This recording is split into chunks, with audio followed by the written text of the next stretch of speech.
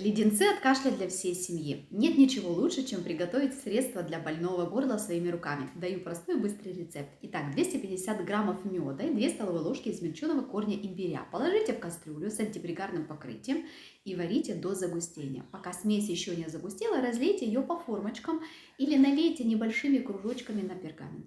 Дождитесь, пока леденцы затвердеют. Съедайте 2-3 леденца в день. Через 3-5 дней кашель пройдет. Обязательно сохраните видео и поделитесь с близкими.